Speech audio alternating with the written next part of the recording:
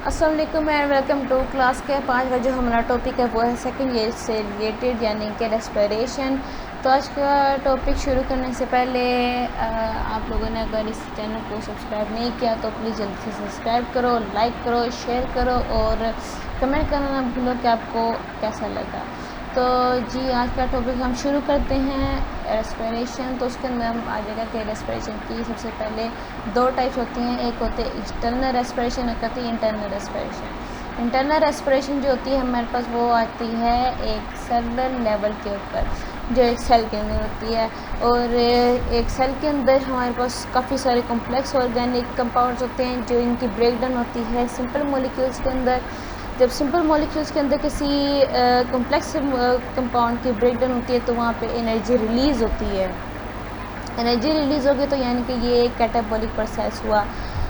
Catabolic process के अंदर energy release होती है और एनाबॉलिक के अंदर एनर्जी इनटेक होती है, यानी कि एनर्जी उसको चाहिए होती है आगे ताकि वो फर्दर आगे प्रोसेस कर सके। दूसरा जो हमारे पास टाइप है वो है एक्सटर्नल रेस्पिरेशन की। एक्सटर्नल रेस्पिरेशन जो होगा वो होगा एक ऑर्गन लेवल पे। तो ऑर्गन लेवल पे होगा तो इसके अंदर आ जाएगा हमारे पास उससे पहले कि वो इनहेलेशन ऑफ ऑक्सीजन और एक्सहेलेशन ऑफ कार्बन डाइऑक्साइड। और ये दोनों प्रोसेस जो होंगे ये आपस में इंटरलिंक्ड होंगे। जिस तरह के ऑक्सीजन जो होगी वो हम लेंगे एनवायरनमेंट से, और जो कि एक सेलुलर रेस्पिरेशन की इनिशियल स्टेज के लिए इसेंशियल है। और आगे है ये क्या होगा कि ये कार्बन डाइऑक्साइड के अंदर चेंज हो जाएगा और ये हम कार्बन डाइऑक्साइड को एक्सेल आउट करेंगे इन्वायरमेंट के अंदर। आगे हमारे पास जो आता है वो आती है properties of respiratory surface. Properties of respiratory surface के अंदर सबसे पहले हमें जानना होगा कि रेस्पिरेटरी सरफेस क्या होता है। रेस्पिरेटरी सरफेस जो हमारे पास आ जाता है वो ये होता है कि वो एरिया जिसके अंदर गैशियस एक्सचेंज किसी एनवायरनमेंट के साथ हो। गैशियस एक्सचेंज यानी कि कार्बन डाइऑक्साइड और ऑक्सीजन का आपस में एक्सचेंज होना किसी एनवायरनमेंट के में, तो इसको हम कहेंगे रेस्पिरेटरी सरफेस। आगे हम पढ़ेंगे कि रेस्पिरेटरी सरफेस जो होती है वो क्या नाम है उसकी प्रॉपर्टीज़ क्या होती हैं। उसकी टोटल 5 प्रॉपर्टीज़ होती हैं, तो आगे हम वो पढ़ेंगे प्रॉपर्टीज़ क्या होती हैं। तो उस प्रॉपर्टीज़ के अंदर हमारे पास सबसे पहले जो चीज़ आएगी नंबर 1 वो ये हैगी कि it must be moist and permeable. Moist और परमिएबल क्यों हो कि उसके अंदर से ज़्यादा से ज़्यादा गैसेस जो हैं वो पास हो पाएँ, यानी कि कार्बन डाइऑक्साइड और ऑक्सीजन पास हो पाए एक परमिएबल मेम्ब्रेन से। दूसरा जो हमारे पास आएगा पॉइंट वो ये आएगा इट मस्ट बी थिन, पतली हो। क्यों हो? ताकि डिफ्यूजन ज़्यादा से ज़्यादा की जाए। क्यों की जाए? क्योंकि डिफ्यूजन सिर्फ तभी एफिशिएंट करार दी जाती है जब वो किसी कम डिस्टेंस पे पाई जाए, यानी कि 1 मिलीमीटर और उससे भी कम। तो इसको हम कहते हैं कि ये सबसे ज़्यादा एफिशिएंट होती है डिफ्यूजन तब जब उसका डिस्टेंस कम से कम 1 मिलीमीटर और उससे कम हो। तो इट मस्ट बी थिन। तीसरा जो हमारे पास आएगा पॉइंट वही होगा it should possess a large surface area, कि लार्ज सरफेस एरिया हो उसके पास। लार्ज सरफेस एरिया क्यों हो? ताकि ज़्यादा से ज़्यादा गैसेस एक्सचेंज आउट हो सकें और किसी ऑर्गेनिक इज़म की नीड के मुताबिक भी उसकी एक्सचेंज की जाए। क्योंकि जिस तरह के जब हम फॉर एग्ज़ाम्पल अगर कोई बंदा यानी कि एक्सरसाइज कर रहा हो तो उस वक्त उसकी ऑक्सीजन की इंटेक ज़्यादा होती है, तो इसका मतलब हमें उसकी सरफेस एरिया भी ज़्यादा चाहिए तो ताकि ज़्यादा अमाउंट ऑफ गैस जो हैं वो आपस में एक्सचेंज आउट हो सकें। नहीं तो जिस तरह हमारे पास अगला जो टॉपिक अगला पॉइंट जो है हमारे पास वो आ जाएगा it should possess a good blood supply. इसके अंदर ये जो इन्होंने ये जो बात की है गुड ब्लड सप्लाई, इसके अंदर ये आ जाएगा कि जो हम एयर जो इनहेल करते हैं वो उसको वार्म होना चाहिए। क्यों वार्म होना चाहिए? ताकि वो हम ब्लड के अंदर वो आगे जाके डिफ्यूज़ हो पाए। ब्लड के अंदर डिफ्यूज़ होने के लिए यहाँ पे इन्होंने जो हमें यहाँ पे बात कही है कि good blood supply. Good blood supply क्यों हो? तो क्योंकि हमारी जो बॉडी है वो 37 डिग्री के ऊपर ऑप्टिमम टेम्परेचर है उसका, यानी कि हमारा ब्लड जो सर्कुलेट कर रहा है पूरी बॉडी के अंदर वो 37 डिग्री सेल्सियस के ऊपर सर्कुलेट कर रहा है। यानी कि जब कोई एयर इसे इसके पास से यानी कि गुजरेगी तो ये उसको खुद ब खुद गर्म कर देगा। गर्म करेगा तो फर्दर जाके वो ब्लड के अंदर जब वो डिफ्यूज़ होगा तो वो आसानी से डिफ्यूज़ हो पाए। अगला जो हमारे पास आखिरी पॉइंट है वो ये है कि they should be good ventilation. Good ventilation का यहाँ पे क्या मतलब है, यहाँ पे ये कहना चाह रहा है कि जब इसकी वेंटिलेशन का मतलब यहाँ पे जो इन्होंने वेंटिलेशन, फॉर एग्जांपल जब हम अगर एक कमरा है इसके अंदर 3-4 खिड़कियाँ हैं और दरवाज़ा खुला है तो उसके अंदर वेंटिलेशन ज़्यादा होगी कि वो कमरा जो कि बंद है वहाँ पे वेंटिलेशन ज़्यादा होगी। वेंटिलेशन करेंगे कि एक साइड से हवा आए और दूसरी साइड से हवा चली जाए, यानी कि गुड वेंटिलेशन। तो एक जगह मेंटेन यानी कि सस्टेन रहे, हवादार हो। फिर आगे यहाँ पे ये आ जाएगा कि डिफ्यूजन जो हो वो स्टीप ग्रेडियंट। स्टीप कहेंगे यहाँ पे, स्टीप का मतलब होता है एक स्लोप यहाँ पे एक स्टीप का मतलब यहाँ पे स्लोप का है। Diffusion gradient across the respiratory surface. आगे जो हमारे पास आ जाएगा वो आ जाएगा respiratory system of man. Respiratory system of man, इसके लिए हमें चाहिए कि रेस्पिरेटरी सिस्टम क्या होता है। रेस्पिरेटरी सिस्टम ये होता है कि जहाँ पे एक्सचेंज ऑफ गैसेस हों बॉडी फ्लूइड और आउटर इन्वायरमेंट। बॉडी फ्लूइड हम किसको कहेंगे, बॉडी फ्लूइड हम इसको कहेंगे कि जो हमारी बॉडी के अंदर जो लिक्विड है यानी कि जो वाटर है और जो ब्लड है और ब्लड प्लाज्मा, इन सबको यहाँ पे बॉडी फ्लूइड कहा जा रहा है। और इन्वायरमेंट जो है हमारे उसके साथ एक्सचेंज हो गैसेस। फिर आगे यहाँ पे बात हो रही है कि ह्यूमन रेस्पिरेटरी सिस्टम जो है वो हमारे पास 2 रीजन के अंदर डिवाइड है। एक होता है अपर रेस्पिरेटरी ट्रैक, दूसरा होता है lower respiratory tract. Upper respiratory tract जो होती है वो हमारे पास इंक्लूड करती है 3 चीज़ों के ऊपर। एक होता है नोस्ट्रिल, दूसरा होता है नेजल कैविटी, तीसरा होता है फेरिंग्स। नोस्ट्रिल जो होता है हमारे पास, नोस्ट्रिल ये होता है जो हमारी नोज़ की जो ओपनिंग होती है ना उसको हम कहते हैं नोस्ट्रिल्स। और जो हमारी नोज़ के जो होलो सरफेस है ना, ये होलो कैविटी है यानी कि खाली स्पेस है, उसको हम कहेंगे नेज़ल कैविटी।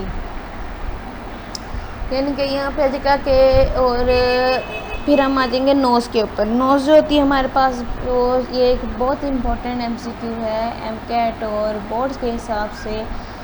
ये वाला एक MCQ ये बहुत ज़्यादा आता है और इसके अंदर बच्चे बहुत ज़्यादा मिस्टेक करते हैं। वो ये कहते हैं कि यहाँ पे इन्होंने कहा है कि हमारी जो बॉडी है ना उसका जो रेस्पिरेटरी सिस्टम के अंदर जो विजिबल एक्सटर्नली विजिबल पार्ट सिर्फ एक है, वो है हमारे पास नोज़। बाकी सारे जो हैं वो हमारी बॉडी के अंदर हैं। जो हमारे पास विजिबल एक्सटर्नल यानी कि एक्सटर्नल विजिबल जो हमें नज़र आता है वो हमें नज़र आता है सिर्फ नोज़। फिर आगे हम बताएंगे कि ह्यूमन नोज़ जो होता है ना वो बोन्स, कार्टिलेज और फैटी टिश्यू, जिस तरह कि हमारी नोज़ को हम पकड़ के आसानी से मूव कर सकते हैं और उसको हम ये सिर्फ कार्टिलेज की वजह से कर सकते हैं। कार्टिलेज क्या होता है, एक सॉफ्ट बोन करार देता है। जिस तरह कि हमने जब हम चिकन खाते हैं तो उसके अंदर भी हमें जो उसके लेग पीस होते हैं उसके ऊपर जो लगा होता है ना वाइट पॉइंट, उसको हम कहते हैं कार्टिलेज, और वो सॉफ्ट होता है। बाकी हड्डियाँ जो होती हैं हम उनको खा नहीं सकते क्योंकि सख्त होते हैं। कार्टिलेज जो होता है हमारा आराम से खा लेते हैं क्योंकि वो नरम होता है। फिर आगे आ जाता है फैट टिश्यू, जो हमारे नोज़ के ऊपर लेयर लगी है ना उसको हम कहते हैं फैटी टिश्यू। फिर आगे आ जाएगा एक्सटर्नल ओपनिंग जो होती है नोज़ इज कॉल्ड नोस्ट्रिल, जो मैंने भी कहा था। और जो इनर होलो सरफेस जो होती है उसको हम कहेंगे नेज़ल कैविटी, ये भी मैंने बता दिया है। फिर आगे आ जाएगा जो हमारे पास नोस्ट्रिल 2 अलग अलग होती हैं, तो इसका मतलब इनके अंदर वाला सरफेस जो इनके नेज़ल कैविटी जो है वो भी इन दोनों की अलग अलग होगी। और इनको सेपरेट कौन करता है, हमारा नेज़ल सेप्टम। ये रहा नेज़ल सेप्टम जो है वो इन दोनों को इनके दोनों के अंदर एक दीवार की तरह है ताकि दोनों डिफरेंटली वो की जाए। फिर आगे आ जाएगा anterior parts of nasal cavity, इनके वेस्टिबल की बात हो रही है यहाँ पे। एंटीरियर पार्ट जो होता है ना वो होता है हमारा वो पार्ट जो कि यानी कि जिसको स्टार्टिंग हो ना जिसको हम कहेंगे एंटीरियर पार्ट, जो कि होगा ना हमारा नोस्ट्रिल, यानी कि जो हमारी नोज़ की ओपनिंग होगी और जहाँ से हमारा नेज़ल कैविटी शुरू होगा ना, जो सबसे नियरेस्ट पार्ट होगा उसको हम कहेंगे वेस्टिब्यूल। उसके अंदर वेस्टिब्यूल जो हमारे पास बेसिकली होता है वो हेयर कंटेनिंग होता है। और जो हमारे पास नोस्ट्रिल और नेज़ल कैविटी होते हैं जिससे हमारी नोज़ के अंदर वो होते हैं स्मॉल ना यानी कि हेयर लाइक स्ट्रक्चर पाए जाते हैं, उसको कहते हैं सीलिया। और जो हमारा नोस्ट्रिल और नेजल कैविटी नाम के होता है वो हमारे पास होता है सीलिएटेड म्यूकस मेम्ब्रेन से, उसके अंदर पाए जाते हैं। यानी कि जो हमारा नोज हेयर और म्यूकस और सीलिया जो होता है वो हमारे पास एक डिफेंस मैकेनिज्म की तरह तौर पे काम करता है। किस तरह काम करता है कि जो हमारे नोज़ के हेयर होते हैं ना, ये क्या कहते हैं, जो डस्ट पार्टिकल होते हैं ना उनको फर्दर आगे जाने नहीं देता, उसके अंदर वो स्टक कर लेता है। और जो म्यूकस होता है ना उसके अंदर वो म्यूकस हमारे पास इस चीज़ से क्या पाता है कि वो उसको मॉइस्ट सरफेस प्रोवाइड करता है, मॉइस्चर प्रोवाइड करता है। फिर आगे आ जाएगा कि हमारे पास जो क्या नाम है ये म्यूकस और सीलिया जो होगा ना हमारे पास वो फिल्टर के तौर पे, यानी कि जो मैंने पहले बात कर दी है, वो फिल्टर के तौर पे काम होगा जिसके एयर जो होगी और एयर के साथ जो हमारे पास फॉरेन पार्टिकल्स यानी कि different micro organism dust particulate जो हमारे नोज़ के ज़रिए बॉडी के अंदर एंटर होना चाहेंगे उनको रोकेगा, उनको फिल्टर आउट करेगा ताकि वो फर्दर आगे ना पाए जाएं। फिर आगे आ जाएगा कि जो हमारे पास ये है सीलिया जो होता है, सीलिया की मूवमेंट जो होती है ना वो सीलिया मूव करता है, क्योंकि हमारे जब इनहेल करते हैं ना एयर तो सीलिया उसके एयर की वजह से ना वो मूवमेंट करता है। तो मूवमेंट जब वो करता है ना तो उसके मूवमेंट के ज़रिए हम क्या करता है, ये सीलिया के डस्ट पार्टिकल होते हैं इनको ट्रैप करता है और उनको फेरेंक्स तक पहुंच जाता है, जहाँ से फेरेंक्स के ज़रिए फिर वो डाइजेस्टिव सिस्टम के अंदर जाते हैं, डाइजेस्टिव सिस्टम के ज़रिए फिर वो हमारी बॉडी से एक्सक्रीट आउट हो जाते हैं। फिर आगे आ जाएगा, ये भी लाइन इम्पोर्टेंट है, इसके अंदर हम ये बताएंगे कि जो म्यूकस मेम्ब्रेन होता है ना हमारी नोज़ के अंदर, इसके अंदर ये होता है कि ब्लड कैपिलरीज होती हैं इसके अंदर जो कि इसको वार्म रखती हैं वो एयर को अबाउट 30 डिग्री सेल्सियस। फिर आगे आ जाएगा हमारे ये जो होती है ना ये डिपेंड करती है हमारे एक्सटर्नल टेम्परेचर्स के ऊपर। यानी कि फॉर एग्जांपल अगर कोई बंदा रेगिस्तान में बैठा है तो उसका यानी कि ये और ज़्यादा वार्म हो जाएगा, यानी कि ये वेरी होता रहता है। अगर कोई ठंडे इलाके में उसका और टेम्परेचर होगा, कोई रेगिस्तान में घूम रहा है उसका और होगा। फिर आगे हम आते हैं फेरेंस के ऊपर। फेरेंस जो हमारे पास है, फेरेंस होता है कौन शेप पैसेज में होता है, कौन शेप यानी कि इस तरह की शेप का ये होता है कौन शेप पैसेज में होता है, जो कि हमारे ओरल कैविटी और नेज़ल कैविटी को क्या नाम है लीड करता है इसोफेगस और लेरिंक्स तक। फिर आगे हम बताएंगे कि जो फेरिंग्स होता है ना ये हमारी डाइजेस्टिव सिस्टम का पार्ट होता है और रेस्पिरेटरी सिस्टम का पार्ट होता है। ये वो वाहिद पार्ट है जो कि हमारा डाइजेस्टिव सिस्टम और रेस्पिरेटरी सिस्टम का पार्ट है। वैसे हमारा माउथ पे होता है, लेकिन माउथ जो होता है वो हम ज़्यादातर खाने के लिए यूज़ होता है और हम सिर्फ उसको यूज़ करते हैं तब जब हमारा नोज़ जो होता है ना वो बंद हो। ठीक है, ठंड से जब नाक बंद होता है तब, और उस वक्त हमें बहुत मुश्किल होती है क्योंकि वो ज़्यादातर यूज़ नहीं होता माउथ हमारा ना रेस्पिरेशन के लिए। तो इस वजह से हम इसको ज़्यादातर कहेंगे कि जो हमारा जो फेरिंग्स है ये वो वाहिद है, क्योंकि बाकी इस क्या नाम है बाकी जो हमारे पास ये एक्सटर्नल जो चीज़ें होती हैं ना इनको हम साइड पर रखें और अगर हम देखा जाए तो हमारे पास ये फेरिंग्स होता है जो इन दोनों चीज़ों के लिए यूज़ होता है। डाइजेस्टिव सिस्टम और रेस्पिरेटरी सिस्टम के अंदर बाकायदा एक पार्ट होता है ये। फिर आगे आ जाएगा ह्यूमन फेरिंग्स जो होता है ना वो हमारे पास 3 सेक्शंस के अंदर डिवाइड होता है। नंबर 1 नेसोफेरिंग्स, नंबर 2 ओरोफेरिंग्स और नंबर 3 जो होगा वो हमारे पास होगा लेरिंगोफेरिंग्स। फिर आगे हम आ जाएंगे लोअर रेस्पिरेटरी ट्रैक के ऊपर। लोअर रेस्पिरेटरी ट्रैक जो है ना हमारा चाह के ऊपर ये डिपेंड करता है। पर जो अपर रेस्पिरेटरी ट्रैक था वो हमारा 3 चीज़ों के ऊपर था इंक्लूड करता था और ये वाला जो होगा ना लोअर वाला ये होता है 4 चीज़ों के ऊपर, यानी कि larynx, trachea, bronchi and lungs, 4 चीज़ें। तो सबसे पहले इसके अंदर जो टॉपिक है हमारा वो है लेरिंग्स। लेरिंग्स जो है ना हमारे पास वो एक इनलार्जमेंट है एयरवे के, एयर पैसेज वे के अंदर ना हमारा ये इनलार्जमेंट है जो कि ट्रेकिया के टॉप से शुरू हो रहा है और फेरिंग्स के बॉटम से शुरू हो रहा है। इनके फेरिंग्स का बॉटम इनके उसके एंडिंग पॉइंट और ट्रेकिया का स्टार्टिंग पॉइंट, इन दोनों के बीच में जो इनलार्जमेंट होगी ना उसको हम कहेंगे लेरिंग्स। और जो लेरिंग्स होता है ना हमारा, वो हमारा जो कंपोज करता है वो हमारा करता है मसल्स और कार्टिलेज के ऊपर, मसल और कार्टिलेज के ऊपर ये करता है। फिर अगली जो चीज़ है हमारी वो ये है कि नाम इसको जो इसका वन ऑफ द कार्टिलेज, यानी कि इसके सिर्फ एक कार्टिलेज थोड़ी यूज़ होता, फिर एक इसका जो कार्टिलेज है वो है एपिग्लोटिस। एपिग्लोटिस के बारे में हमने नाम सुना है बचपन से, एपिग्लोटिस। अब हम पढ़ते हैं कि एपिग्लोटिस का स्ट्रक्चर कैसा होता है। एपिग्लोटिस का स्ट्रक्चर होता है वो हमारे पास ज़्यादातर होता है स्ट्रैंड अपराइट, यानी कि वो इस तरह होता है स्ट्रेट, जो कि एयर को हमारे लेरिंग्स में जाने की इजाज़त देता है। ठीक है, फिर जब हम स्वॉलो करते हैं ना कोई, जिस फॉर एग्जाम्पल जब बोलस हम लोग हमारे मुंह में बोलस हो गए, जब उसको स्वॉलो कर रहे होंगे ना उस तरह हम क्या करेंगे कि लेरिंग्स जो होगा ना हमारा लेरिंग्स जो होगा वो रेस कर जाएगा और एपिग्लोटिस को वो क्या करेगा प्रेस डाउन, यानी कि वो इस तरह का बन जाएगा, उसको ये इधर को गिरा देगा। जो गिर जाएगा तो वो एक इस तरह बन जाएगा कि वो एक कैप बन जाएगा जो कि आगे हमारे बोलस को विंड पाइप के अंदर जाने की इजाज़त नहीं देगा। फिर आगे जो आ जाएगा वो ये होगा कि जो हमारी लेरिंग्स की जो ओपनिंग है, लेरिंग्स की ओपनिंग का नाम हम रखते हैं ग्लोटिस।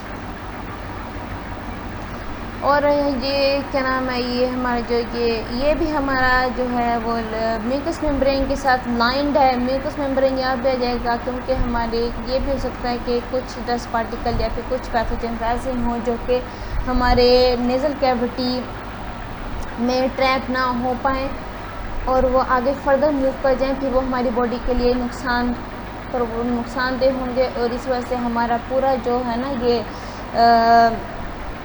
रेस्पिरेटरी ट्रैक, ये हमारा सारा जो से सीलिटी में म्यूकस मेम्ब्रेन से लाइंड है। तो यहाँ पे आ जाएगा लेरिंग्स के जो अंदर हमारे पास दो वोकल कॉर्ड पाए जाते हैं जो कि हमारे पास बोलने के लिए रिस्पॉन्सिबल होते हैं। जब उनके अंदर जब हम हवा इनहेल करते हैं ना, तो जब लेरिंग्स के अंदर जो वोकल कॉर्ड है उसके अंदर हवा हमारी टकराती है तो हम आवाज़ प्रोवाइड होती है। जब हवा आपस में टकराती है ना उनके अंदर तो हम आवाज़ निकलती है फिर हमारी इस तरह। फिर आगे आ जाएगा और ये क्वेश्चन होता है कि वोकल कॉर्ड क्या चीज़ है। आगे हमारे पास जाएगा ट्रैकिया और विंड पाइप, दो नाम होते हैं इसके। तो इसके अंदर ये आ जाएगा कि ये मेम्ब्रेनस ट्यूब होती है। ये कौन सी में ट्यूब है? मेम्ब्रेनस ट्यूब, क्योंकि मेम्ब्रेनस ट्यूब इस वजह से क्योंकि ये कंसिस्ट करती है डेंस रेगुलर टिश्यू और smooth muscles. Dense regular tissue और स्मूथ मसल के साथ साथ ये क्या होता है कि 15 से 20 C-shaped pieces of cartilage, इसको कहते हैं ट्रैकिया। यानी कि ये वेरी होते हैं, किसी के अंदर 15 होते हैं, किसी के अंदर 16 होते हैं, किसी के अंदर 20 होते हैं। तो ये वेरी यानी कि 15 to 20 होते हैं ये। फिर आगे हमारे पास आ जाएगा ब्रोंकाई और ब्रोंक्यूल्स। इसके अंदर हम ये बताएंगे कि जी हमारे पास जो ट्रैकिया होता है ना वो दो ट्यूब्स के अंदर फर्दर डिवाइड हो जाता है, जिसको हम कहते हैं प्राइमरी ब्रोंकाई। प्राइमरी ब्रोंकाई जो होती है वो फर्दर डिवाइड होती है सेकेंडरी ब्रोंकाई के अंदर, प्राइमरी से सेकेंडरी के अंदर। फिर सेकेंडरी ब्रोंकाई जो होती है ना, यानी कि हमारे लंग्स के एक लेफ्ट लंग होता है एक राइट लंग होता है, उनके अंदर यानी कि ये दोनों के अंदर एक चल जाती है। और साथ में क्या होता है कि जो हमारे पास सेकेंडरी ब्रोंकाई जो होती है ना लेफ्ट लंग के अंदर, वो 3 के अंदर डिवाइड हो जाती है। और यानी कि जो सेकेंडरी ब्रोंकाई होती है ना ये हमारे लेफ्ट लंग के अंदर 2 के अंदर डिवाइड होती है और राइट के अंदर 3 के अंदर डिवाइड हो जाती है। 3 होती है ये राइट के अंदर होती है, 2 होती है हमारे पास लेफ्ट के अंदर। और जो आगे हमारे पास सेकेंडरी ब्रोंकाई जो फर्दर होती है ना वो क्या करती है, फिर फर्दर डिवाइड होके टर्शरी ब्रोंकाई की शेप ले लेती है। टर्शरी ब्रोंकाई, फिर आगे ये ब्रोंकाई जो होती है ना फर्दर ब्रांच होती फिर ये क्या बन जाती है, ब्रोंक्यूल्स। ब्रोंक्यूल्स में भैया आ जाती है। फिर आगे जो ब्रोंक्यूल्स होते हैं ना, तो हमारे पास ये होती हैं less than 1 millimetre in diameter. ये इसकी ना ये ज़्यादातर पूछते हैं कि हमारा ब्रोंक्यूल्स का डायमीटर कितना होता है। ये एमसीक्यूज़ में लाजमी आता है। अगर एमसीक्यूज़ के अंदर नहीं आया ना ये, तो फिर ये आता है उसके अंदर क्या नाम है, शॉर्ट क्वेश्चंस के अंदर आता है। फिर आगे हमारे पास आ जाएगा कि जी ब्रोंक्यूल्स जो होते हैं ना वो सब फर्दर डिवाइड होते हैं काफ़ी बार। फिर वो स्मॉल से स्मॉल होते होते फिर वो क्या बन जाते हैं, टर्मिनल ब्रोंकाइल्स। टर्मिनल ब्रोंक्यूल्स में शेप में आ जाते हैं। फिर आगे इसके अंदर हम क्या करते हैं कि जो हमारे पास सेकेंडरी ब्रोंकाई के अंदर जो सी शेप कार्टिलेज होते हैं ना, वो ये क्या होता है, फिर चूँकि वो कार्टिलेज बड़े होते हैं वो उसमें पूरे नहीं है कि टर्मिनल ब्रोंकाई 1 मिलीमीटर से भी छोटे हैं। तो इसके अंदर क्या होगा कि वो रिप्लेस्ड कर जाएंगे किसके अंदर, कार्टिलेज प्लेट्स के अंदर। But bronchioles and the terminal branches have no cartilage structure।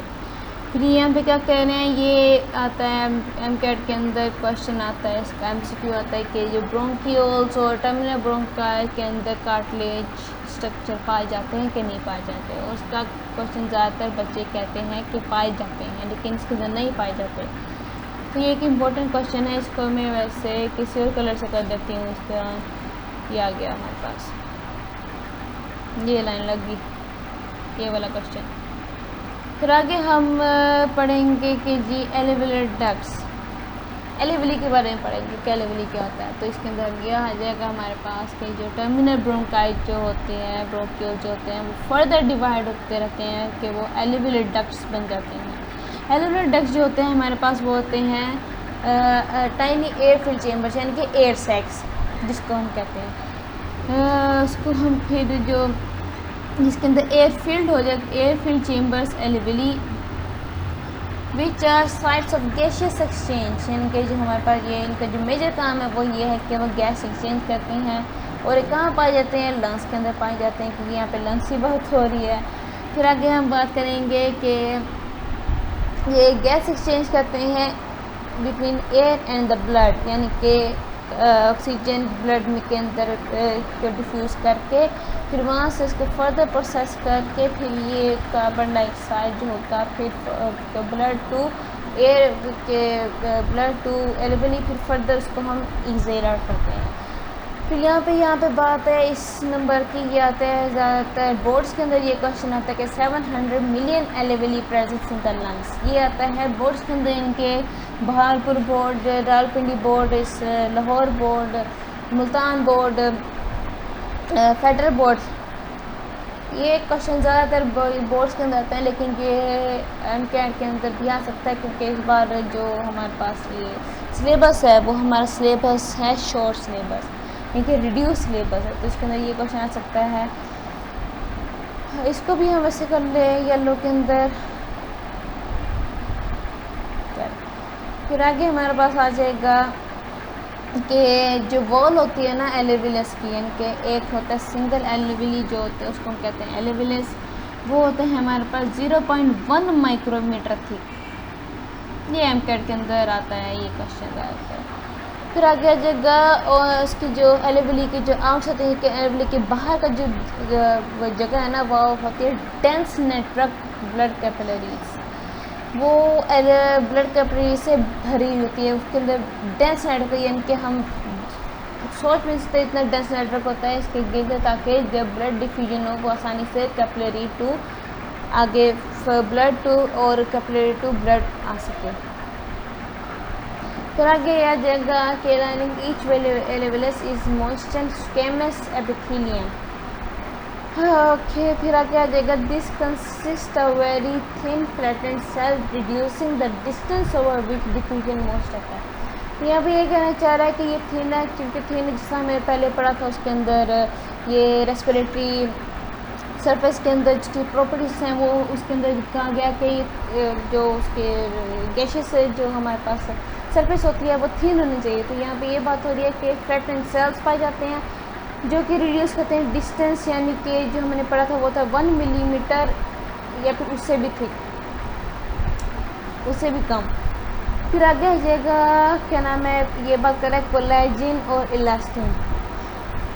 Protein जो होते हैं ये हमारे पास प्रेजेंट होते हैं इनकी वॉल्स के अंदर, जो कि इसको एक्सपेंड और रिकॉइल यानी कि इसको एक्सपेंड और कॉन्ट्रैक्ट होने में ईजिली मदद कर पाए जब ब्रीथिंग हो रही होती है। यानी कि जब हमारा एलिवली होता है ना, वो हमारा जब हम इनहेल करते हैं तो वो एक्सपेंड होता है, और जब हम एक्सेल करते हैं तो वो कॉन्ट्रैक्ट हो जाता है। फिर आगे आ जाएगा हमारे पास external structure of lungs. External structure of lungs के अंदर यहाँ पे ये दो लाइन लिखी, इन्होंने थोड़ा सा बताया हम भाई कि जो लंग होता है ना हमारे पास, वो हमारा प्रिंसिपल ऑर्गन ऑफ रेस्पिरेशन होता है, क्योंकि हमारी रेस्पिरेशन जो होती है ना वो हमारे सिर्फ लंग्स के ज़रिए होती है और किसी ज़रिए नहीं होती। तो इस वजह से हम यहाँ पे नया नाम देते हैं इसका प्रिंसिपल ऑर्गन ऑफ रेस्पिरेशन। ये क्वेश्चन ये MCQ आता है MCAT के अंदर, और ये इसके अंदर क्या नाम है बोर्ड्स के अंदर भी आता है कि which is the principal organ respiration. फिर आगे हम बताएंगे कि जो हमारा जो ईच लंग है ना वो कॉनिकल शेप का है। कॉनिकल शेप यानी कि वो इस शेप का होता है, इस शेप का। कॉनिकल शेप यानी कि उसका टॉप जो होता है ना वो कॉनिकल शेप होती है, और इसकी बेस जो होती है ना, ये जो बेस है इसकी, ये हमारा डायफ्राम के ऊपर रेस्ट कर रही होती है, डायफ्राम। फिर आगे आ जाएगा कि इसका जो एपिक्स होता है ना वो एक्सटेंड करता है क्लेविकल पॉइंट तक, just above the clavicle point. फिर आगे आ जाएगा right and left lungs are separated medially by the heart. यानी कि हमारा जो लेफ़्ट और राइट लंग है ना उसके बीच में जो सेपरेशन होती है ना वो हमारी पाई जाती है हार्ट के ज़रिए और मीडियस्टेनियम इसके ज़रिए। ये क्या है, ये हमारे पास एरिया है बिटवीन लंग्स, सेपरेशन यानी कि दोनों के बिटवीन जो जगह है ना उसका नाम दे दिया है मीडियस्टेनियम का। फिर आगे आ जाएगा कि जो हमारा जो लेफ़्ट लंग है ना उसके अंदर 2 लोब्स होते हैं, सुपीरियर और इन्फीरियर लोब। और जो हमारे पास लेफ़्ट लंग है ना वो हमारे क्या नाम है शेयर जगह हार्ट की जगह, सॉरी लेफ़्ट लंग जो है ना हमारा वो जगह शेयर करता है हार्ट के साथ, तो इसके अंदर 2 लोब्स पाए जाते हैं। फिर अगर जगह राइट लंग जो है हमारा वो 3 लोब्स हैं उसके अंदर। फिर आगे यहाँ पे ये पॉइंट आता है, ये वाला, ये हमारा ज़्यादातर बोर्ड्स के अंदर और MCAT के अंदर सवाल होता है कि हीलियम की शेप क्या होती है। ये ज़्यादातर टीचर बताते नहीं हैं कि इसकी शेप क्या होती है। देखिए बुक के अंदर भी लिखा होता है, पता नहीं बच्चों को क्यों नहीं पता चलता इस बारे में कि जी इसकी शेप होती है ना वो ट्रायंगुलर शेप्ड होती है, एक ट्रायंगल की शेप होती है। ये डिप्रेशन होता है, डिप्रेशन यानी कि डिप्रेशन यानी कि किस जगह को यानी कि वहाँ पे कॉन्ट्रैक्ट कर दिया जाए ना उसको हम कहते हैं डिप्रेशन। यानी कि मैं कह सकता हूँ depression of both lungs where the blood vessels and air pass into the lungs. यानी कि डिप्रेशन होता है ये दोनों लंग्स के अंदर जहाँ पे ब्लड हमारा ब्लड वेसल्स और airways pass into the lungs, जहाँ से एयर हमारी इन लंग्स के अंदर पास होती है। और यहाँ पे बात हो रही है कि लंग्स जो होते हैं ना हमारे पास स्पंजी होते हैं। क्यों स्पंजी होते हैं? एलिवली की प्रेजेंस की वजह से। ये क्वेश्चन भी आता है हमारे पास MCAT के अंदर, इसका MCQ आता है। क्योंकि सादा सा एक सवाल है लेकिन बच्चे फिर भी इसको गलत कर लेते हैं, इसको बोर्ड के अंदर भी गलत करते हैं बच्चे। क्यों होता है? क्योंकि ये एयर सैक होता है, जब हम इनहेल करते हैं तो वो एक्सपेंड होता है, जब हम एक्सेल करते हैं तो वो इनहेलेट होते हैं। और दूसरी चीज़ ये है कि हमारे पास जो एलिवली होती है ना, वो यहाँ पे हमने देखा था कि एलिवली जो होती है हमारे पास वो होती है किधर गया, ये रहा, मोइस्ट स्क्वेमस एपिथेलियम की इसकी लाइनिंग, इनके इसकी वॉल जो होती है ना वो मोइस्ट स्क्वेमस एपिथेलियम की होती है। तो जी ये था आज का लेक्चर, उम्मीद है पसंद आया। अगर पसंद है तो